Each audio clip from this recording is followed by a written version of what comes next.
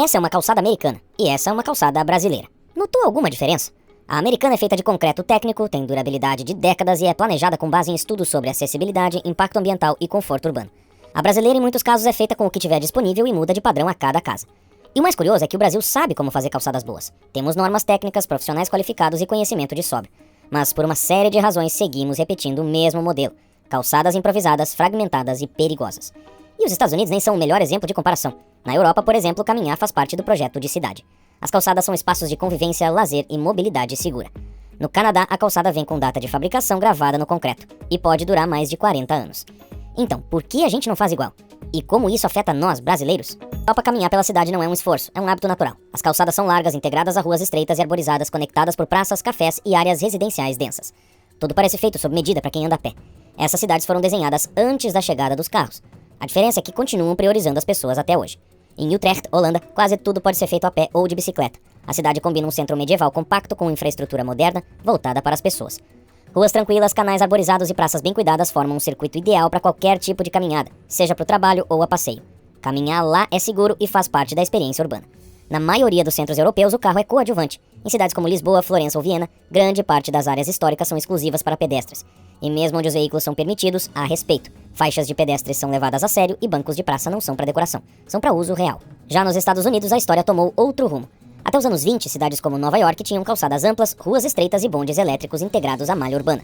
Mas com a explosão da indústria automobilística, tudo mudou. Ruas foram alargadas, bondes removidos e o planejamento urbano passou a girar em torno do carro. Em um vídeo recente de Evan Edinger, ele fala como muitas cidades dos Estados Unidos viraram lugares difíceis para quem anda a pé. As calçadas somem no meio do caminho, forçando até crianças a andarem no acostamento de ruas movimentadas. Isso acontece porque lá, quem tem que construir e cuidar da calçada é o morador, e as prefeituras nem sempre podem mexer nas ruas, que são controladas pelo Estado. No fim, ninguém resolve o problema e andar a pé vira algo perigoso. Na verdade, o Canadá também seguiu um pouco essa tendência. Toronto é um bom exemplo disso. A cidade tinha uma das maiores redes de bonde da América do Norte, mas ela foi desmontada a partir dos anos 50 para abrir espaço às avenidas largas e aos estacionamentos. Um processo que ilustra bem como a expansão urbana, até meio caótica, ganhou força no pós-guerra. O que eles queriam era expandir para os subúrbios, construir vias expressas e quase obrigar as pessoas a terem carro. Enquanto isso, o Brasil sequer teve tempo de estruturar um sistema urbano sólido antes de ser engolido pela mesma lógica. Nos grandes centros, o transporte público chegou a se desenvolver com bondes elétricos e trens suburbanos, mas foi atropelado pela explosão dos automóveis a partir da metade do século XX. Já no interior, a mobilidade dependia de carroças, animais ou, quando possível, pequenos trechos ferroviários e navegação fluvial. Eu já mencionei em outro vídeo que na região metropolitana de Porto Alegre existia uma linha de trem que simplesmente foi desativada. Nossa urbanização foi tardia, desigual e acelerada. E em vez de consolidar uma malha urbana planejada, as cidades cresceram de forma improvisada, sem integrar adequadamente transporte, moradia e infraestrutura. E essa cultura de improviso aparece com força nas calçadas. Diferente do que se vê em países onde o poder público cuida da infraestrutura urbana, no Brasil a calçada é um espaço público, mas a responsabilidade de construir e manter é do dono do imóvel. Você anda por uma quadra com piso de cimento liso, na próxima encontra pedras soltas, e logo depois tropeça numa rampa de garagem que atravessa toda a calçada.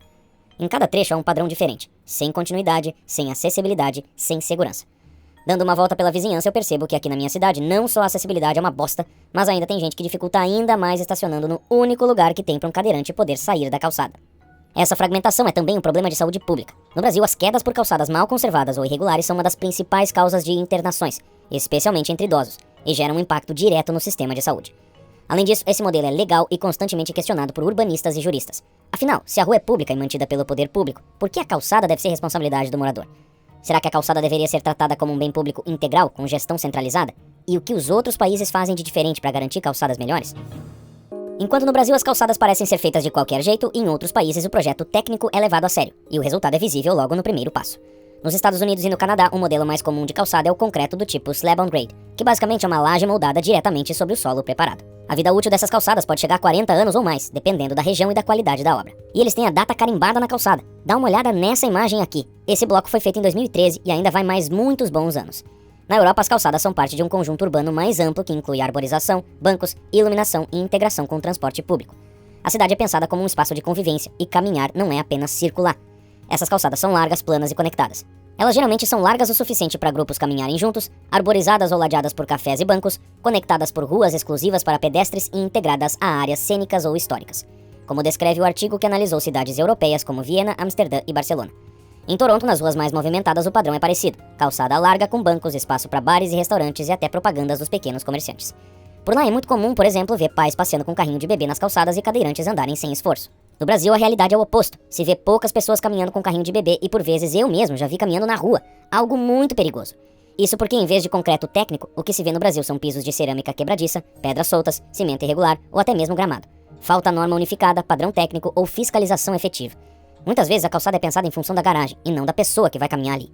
E quem mais sofre com isso são justamente aqueles que mais dependem da calçada. Cadeirantes, idosos, pessoas com deficiência visual, mães com carrinhos de bebê e entregadores. Para eles, cada buraco, cada rampa inclinada e cada obstáculo mal colocado vira uma barreira quase intransponível. Essa diferença de qualidade de vida não é por acaso. Lá fora eles não fazem gambiarra que nem a gente. Quando decidem investir em infraestrutura urbana, pensam em décadas, não em eleições. Uma calçada de concreto técnico com data gravada que vai durar 40 anos. Já que no Brasil a gente sempre vai pela solução mais barata do momento. Calçadas mal feitas afetam a saúde, a mobilidade e até a dignidade das pessoas. Ausência de rebaixamentos, pisos escorregadios, desníveis entre quadras e postes mal posicionados são só alguns dos problemas mapeados. No Brasil, segundo dados da Associação Nacional de Transportes Públicos, a ANTP, as viagens a pé são a modalidade mais praticada nas cidades e representam entre 36% e 50% dos deslocamentos diários.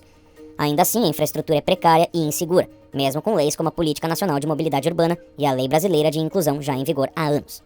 Um levantamento do Mobilize Brasil mostrou que a nota média das calçadas em 39 cidades foi de apenas 3,4. A nota mínima para uma calçada de qualidade aceitável seria 8, segundo os critérios estabelecidos pela equipe da campanha. Apenas 2,19% dos locais avaliados obtiveram nota acima desse indicador mínimo. E 74,13% das localidades avaliadas obtiveram médias abaixo de 5, numa escala de 0 a 10. Além dos obstáculos físicos, o estudo também revela os fatores invisíveis: ruído urbano, poluição do ar, insegurança, falta de iluminação e ausência de rotas conectadas. Tudo isso reduz a qualidade da caminhada e contribui para afastar ainda mais as pessoas das ruas. Esse é o custo invisível da má caminhabilidade. Pessoas que deixam de sair de casa, mães que evitam andar com seus filhos por medo de quedas e idosos que perdem a autonomia e se isolam. A cidade que deveria acolher acaba afastando. E isso nos leva a uma questão crucial. Se sabemos como fazer calçadas melhores, por que ainda não fazemos?